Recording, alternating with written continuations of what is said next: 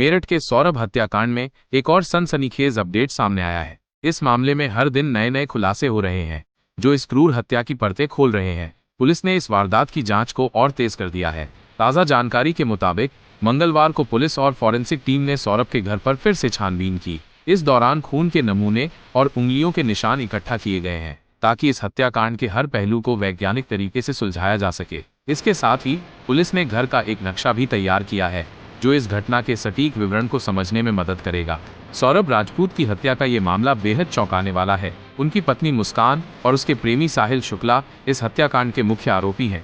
दोनों को गिरफ्तार कर जेल भेजा जा चुका है, लेकिन जांच अभी भी जारी है। पुलिस के मुताबिक सौरभ की हत्या उनके ही बेडरूम में की गई थी। इसके बाद उनके शव को बाथरूम में ले जाकर टुकड़े टुकड़े किया गया। इस क्रूरता की कल्पना करना भी मुश्किल है। हत्या के बाद शव को एक ड्रम में बंद कर सीमेंट से सील कर दिया गया था। यह ड्रम घर में ही रखा हुआ था, जिसे बाद में पुलिस ने बरामद किया।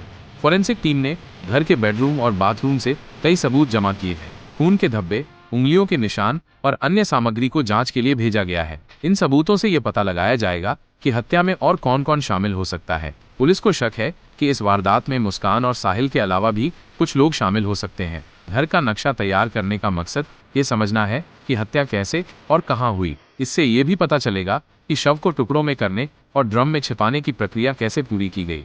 इस हत्याकांड की शुरुआत उस वक्त हुई जब सौरभ अपने लंदन की नौकरी से छुट्टी लेकर मेरठ लौटा था। वो अपनी पत्नी मुस्कान और बेटी पीहू के जन्मदिन के लिए घर आया था। 24 फरवरी को उसकी वापसी हुई थी। 25 फरवरी को मुस्कान का जन्मदिन था और 28 फरवरी को पीहू का। दोनों के जन्मदिन धूमधाम से मनाए गए, लेकिन किसी को नहीं पता था कि इसके पीछे एक खौफनाक साजिश छिपी हुई थी। पुलिस के अनुसार 4 मार्च को सौरभ और मुस्कान के बीच साहिल को लेकर बहस हुई थी। इसी बहस के बाद मुस्कान ने साहिल के साथ मिलकर सौरभ को हमेशा के लिए रास्ते से हटाने का फैसला कर लिया।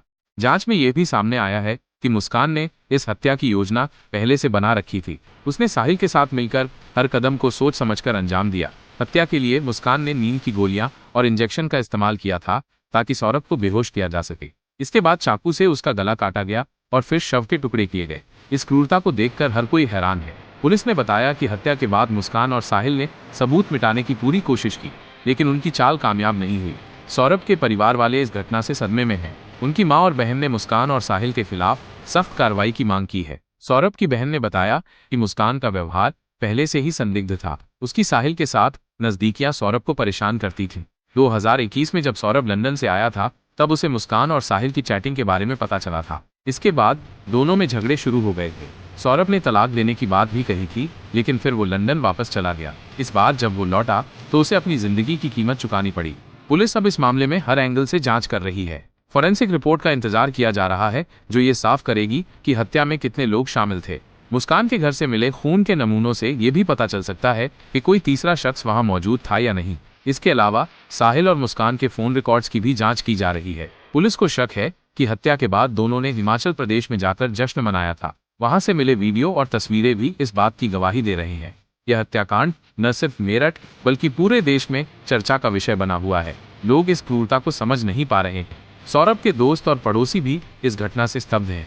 उनका कहना है कि सौरभ एक नेक और मेहनती इंसान था। वह अपनी बेटी और परिवार से बहुत प्यार करता था, लेकिन उसकी पत्नी ने उसे धोखा देकर उसकी जिंदगी छीन ली। पुलिस ने इस मामले में तेजी दिखाते हुए सभी सबूतों को इकट्ठा करना शुरू कर दिया है। उम्मीद है कि जल्द ही इस हत्याकांड का पूरा सच सामने आएगा और दोषियों को सजा मिलेगी।